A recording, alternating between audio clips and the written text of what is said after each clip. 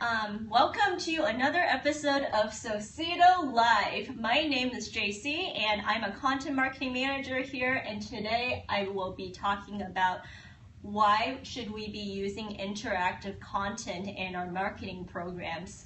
So if you have any questions during the video, I want to talk to you guys and answer questions. You can send in your questions either on Periscope or on Twitter by tagging it with the hashtag Socedo Live. So first of all, what is interactive content? That's really just anything where you can draw in your audience and make them participate in an experience. So you can think of an interactive infographic. Even the Socedo Live video is interactive because you guys can ask me questions and I'll talk to you and answer them right away. It could be an interactive assessment where somebody puts in some information, they get some benchmark data or personalized recommendations.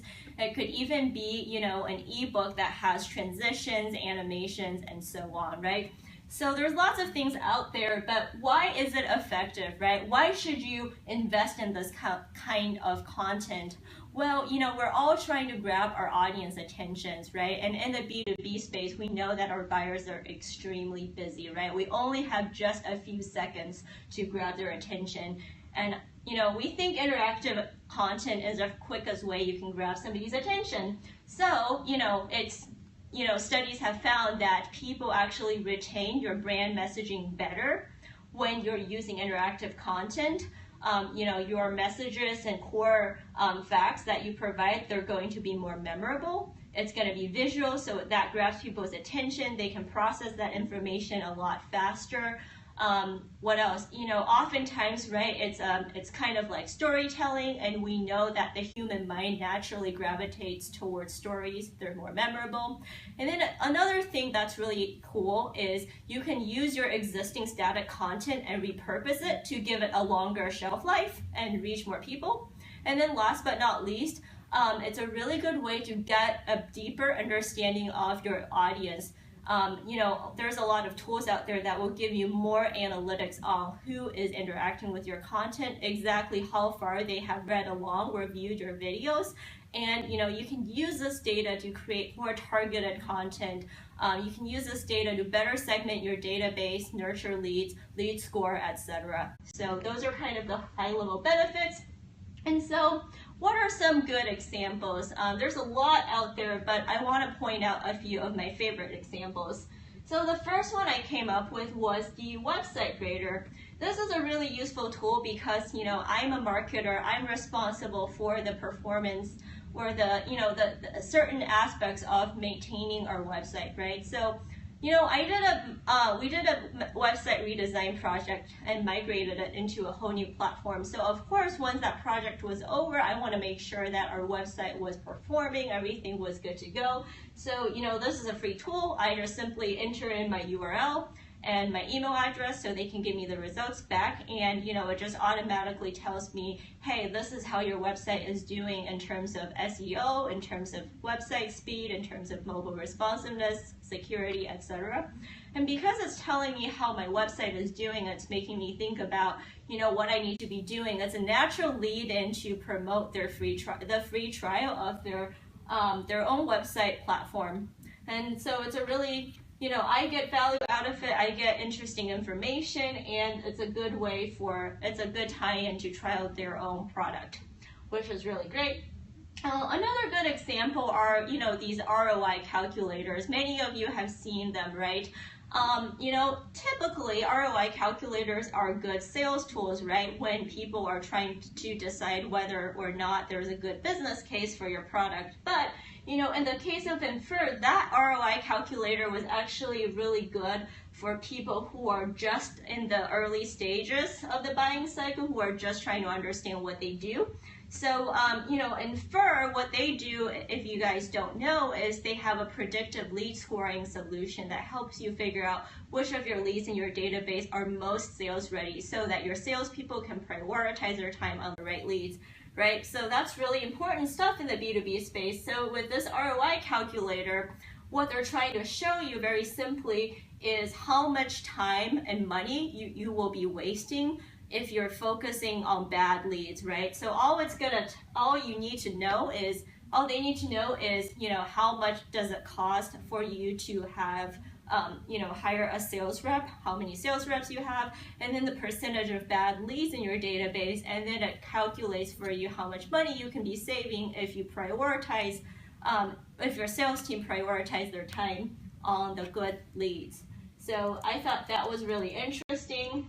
Another really good example is, when you think about interactive content, you should also be thinking about how do you get people to trial your product with as little friction as possible, right? Because your product, if you're somebody who offers a free trial, that is one of the core pieces of content you have, right? So Squarespace does a really good job of that. Squarespace provides a really easy way for people to build beautiful websites without having any really design skills or having to code. As soon as you go to Squarespace, it basically invites you to try out their website building platform. All you have to do is really enter your email address, and then you immediately are inside, and you can start to build new pages, start to add images, copy, text, etc. And they don't really need more information from you until you choose to publish your website and make it live, right? So they've just basically reduced all of this friction to getting started, which is really smart. For the sake of time, I will just kind of go on ahead.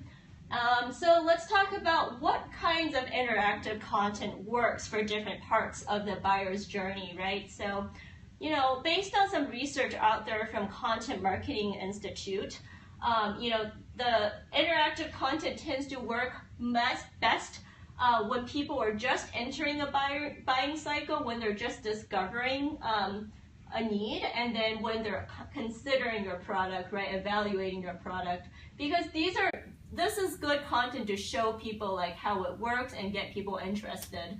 So for early buyers in the discovery stage, data shows there's three things that work really well. There's assessments that are interactive, infographics, and games are some of the things that work pretty well.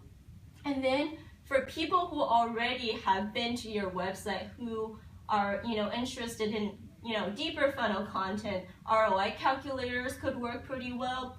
They're already reading ebooks and watching webinars. You can make your ebooks static PDFs into interactive content with some of the tools out there.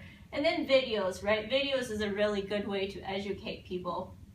And so the big question is, we are all strapped for time, so what can we do to create interactive content? Well, I think that there's really two parts to it. Number one is, what can you create with pretty low effort that is going to be engaging for people? Number two is, what are the existing assets you have that you can repurpose and make them interactive? So some things that come in mind, right? I think one of the easiest things you can do is to make live videos. A lot of studies have shown that videos, it's going to be bigger in 2017. When you make live videos, people can see you, they can talk to you. It really kind of builds a better connection with your target audience than, when you sign up for a webinar, you don't see the people, it's really formal, it's kind of a one-way communications. There's a lot of different ways you can make short videos. A few good places to start. Number one, what are the topics or question areas your audience already have? Just make some short videos to answer their questions. One really good example, this is not a video, but it's a podcast, is the Marketing School podcast with Neil Patel and Eric Su, right? Every single episode is only about 5 to 8 minutes, and it just covers one simple topic, like how should you be using social media to create more engagement. Another way you can make videos is, you can give people a behind the looks at your company. So maybe show them your office, show them, some people on your product team and what they're working on. And then another thing that's really good with videos is it kind of creates a personal connection with your audience. So if your company has an SDR team that is reaching out one-to-one with your marketing qualified leads and trying to nurture them, they can make short videos to embed in their email outreach to make a personal make a better impression. I have seen videos sent to me that were really good from SDR teams at Vidyard, and it was actually because they took that extra bit of effort that I actually responded to them. Other things you can do, right? So people in your industry are always looking for new data and insights that will help them do their job better. So, you can commission some sort of study on a topic that is really interesting and relevant to your audience. And then based on the findings of that study, you can kind of create some sort of interactive assessment or tool to, give people some recommendations based on what you found in that study, right? So that's something we have done here just last year. We decided one topic of interest to our audience is just how are B2B businesses using social media today to grow their business? What's their plans? What technologies are they using? How are they staffing their teams? What are the kinds of goals they're setting? Are they seeing success? So we worked with an analyst firm to, do this research. We surveyed all of these people and came up with all of these key findings, right? And so the first part of that was we turned it into a white paper. And then the second part of that is we used these findings as the framework to build this interactive assessment that was basically like a maturity model, right? It's saying, hey, B2B marketer, like, if you want to find out how your social media marketing efforts stack up against your peers, you can take this test, put in your own company's information, put in your own plans, and you're going to get a personalized report card. So that was really a win-win for both the person who takes the assessment and for us as well, right? So for them, they're getting some interesting data and recommendations. For us, because they have taken this assessment, we're actually getting a lot more information about the state of this company, their job, whether they're ready to buy based on this data than we would otherwise just through our normal forms when somebody downloads a white paper, for example. We even put a question in that interactive assessment at the very end. After they've been thinking about social media and using it for lead generation throughout the test, we kind of said, hey, do you want to see a demo of our platform? And so that's good because anybody who says yes to that question, they will automatically, be ready for a sales conversation. So interactive assessments is a good way for you to learn more and qualify your prospects. And then, chances are, right, you already have a whole library of ebooks and white papers, right? And with those things, you really don't know how much people are actually reading. You don't know if they've read just one page or if they have actually read the whole thing. And so what you can do is you can actually use tools like Xero's or Snap App to make your static PDFs into interactive pieces, right? So with these kinds of tools, you would upload your content, and then they give you really easy ways for you to add transitions to the pages. You can also add animations. You can actually turn certain pieces of copy in there into SEO-rich content so that it's more SEO optimized. So those are some of the things to keep in mind there. And then, videos, like I talked about, I really think it's a big opportunity for marketers. There's a lot of tools there, right? They are, you can live stream a video really easily with, Periscope, which is what we're using right now. It's native to Twitter, so, anything we create or you create will go directly on Twitter. Facebook Live is also a really easy product. And then, once you're done, you can upload your videos onto other places like YouTube or embed them on your website. You just want to consider where your target audience is in order to figure out what platform makes sense for you.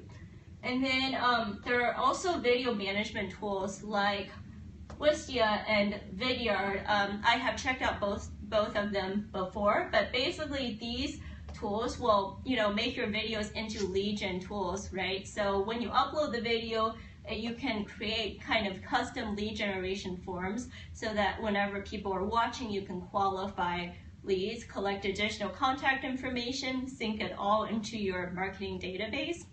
And so, it's really easy for you to manage new leads that way. And these kinds of tools, they also give you additional rich analytics on how many minutes people are viewing your videos, exactly what segment they viewed, right? So with that kind of deeper engagement data, you can send it into your marketing automation system, and you can use that kind of data to create, custom nurture programs for people who view this, lead score off of it, and just have better ways to qualify your leads.